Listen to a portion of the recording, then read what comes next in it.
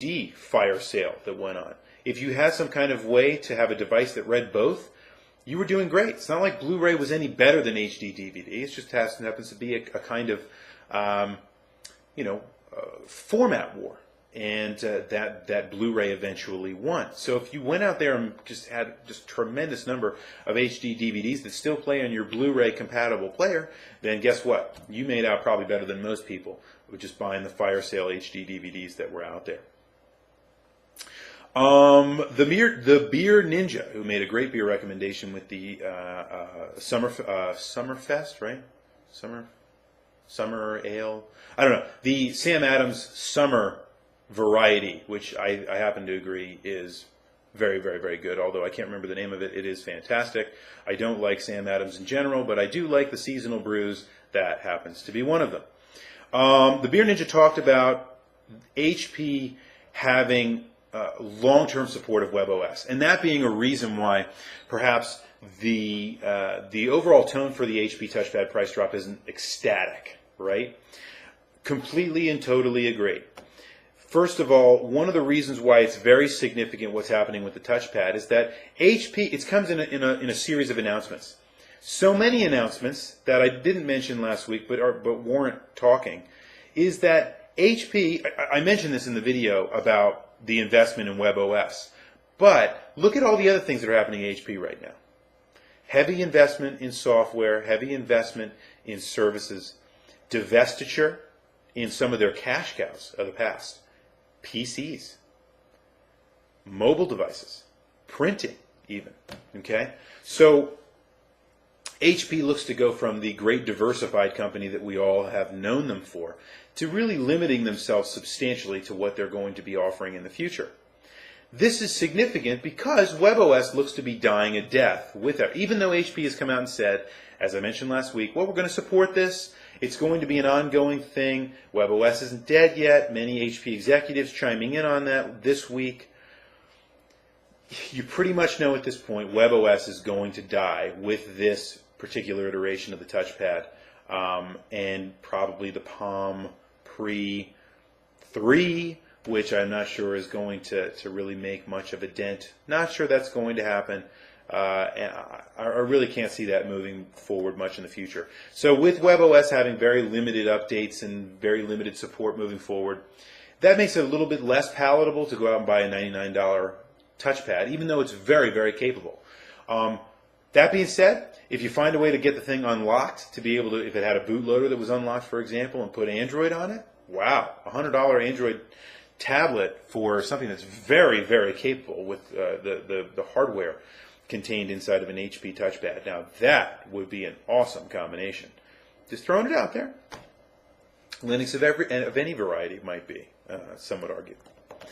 All right, Drastic talked about the dominance of iPad within the realm of our HP conversation with the touchpad. This is absolutely correct, right? So Nintendo dominates, for the most part, the portable gaming market. Now there are other people that jump in there, the PlayStation Portable and the new PlayStation Vita being the biggest and most prime examples of that. But let's remember, Sony has really failed to make a tremendous dent in the dominance of the DS. Now, that being said, the DS kind of hangs out in its own little space. It doesn't really have a competitor.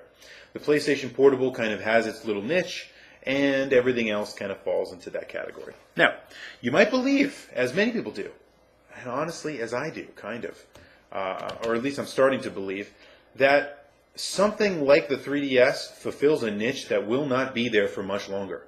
I can't see in 10 years the portable gaming market being, and by that I mean the hardware, being alive anymore. I can't see that working. It's tough, right? I can see it as a software platform thriving. I mean, mobile gaming, for better or for worse, is going to be a tremendous growth vector for the industry moving forward. Like it or not, that's the way things are going.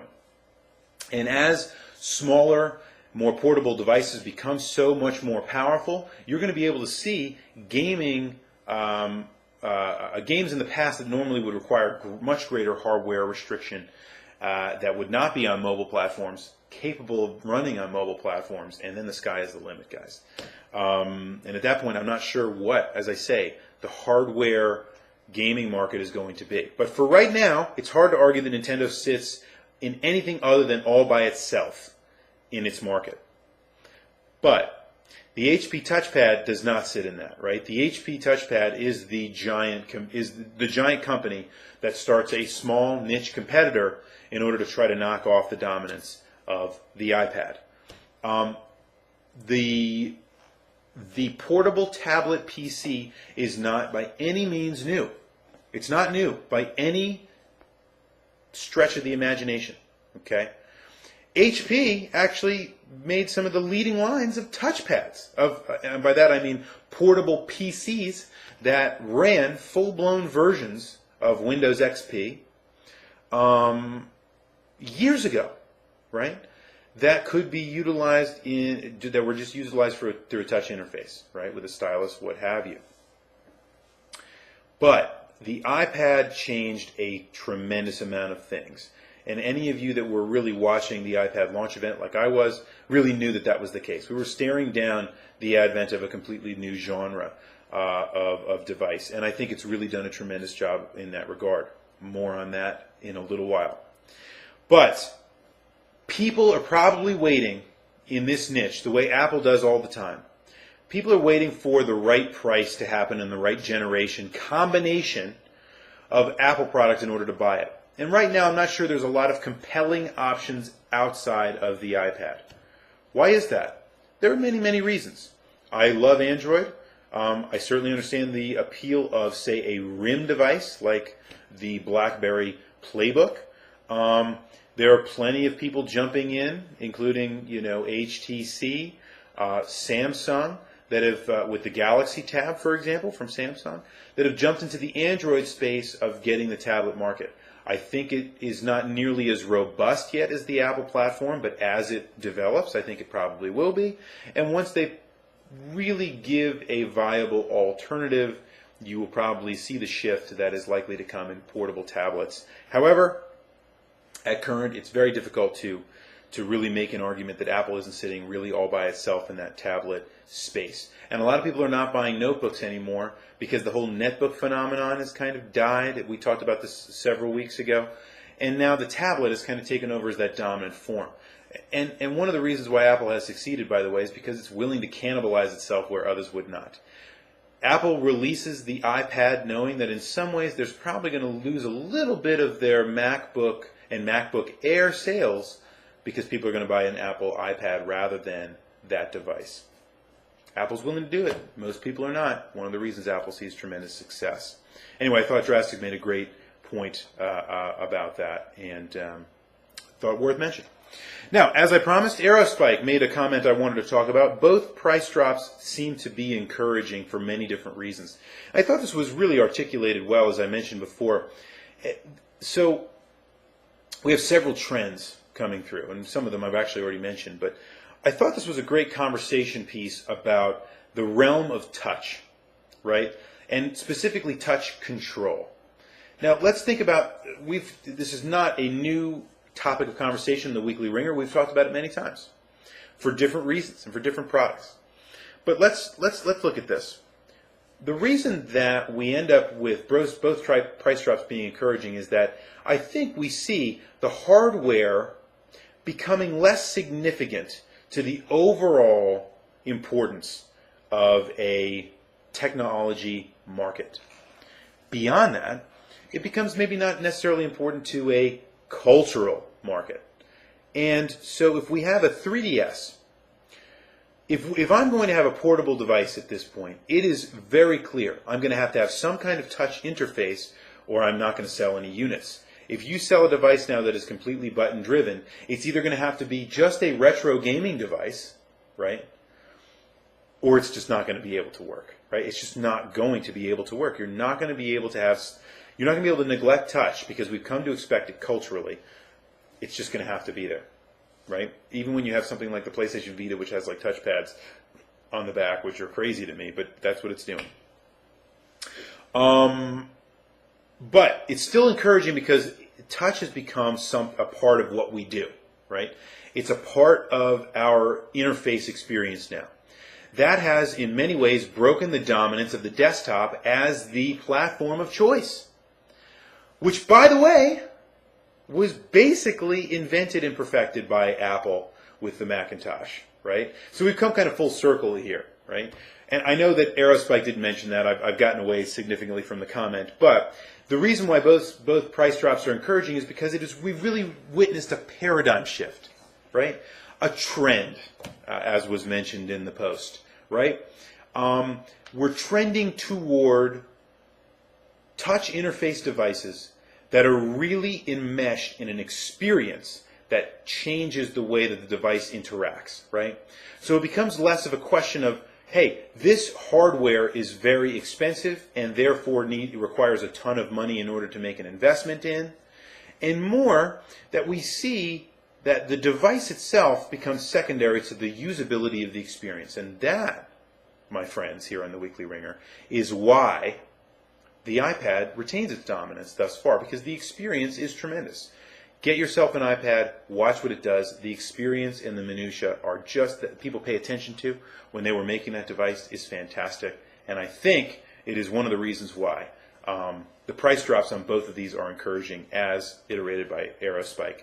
Tremendous contribution. Couldn't agree more, by the way. We're staring down a lot of changes in the industry. And a lot of changes in a lot of industries. Changing in the gaming industry. Changing in the tech industry. Changing in the way, in just the disposable income that people have to put toward consumer electronic devices. All of that is changing as well. So, so there we go. That's what you guys had to say. Now let me throw in my 2 cents. I'm going to echo as my choice the sentiment of a few of you, which is that I did not set this up, by the way. I totally did not set this up this week, but it turned out to come out this way.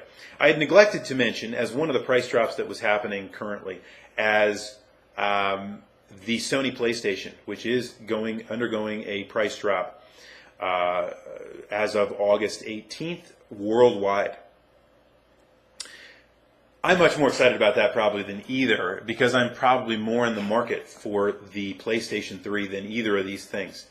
That being said, I have a DS Lite, and I love it. It's a great, if I have any time and I'm going to do any portable gaming, mobile gaming, I'm going to bring my DS Lite. I take it on trips with me, and if I'm on a plane, it becomes something that I must have with me.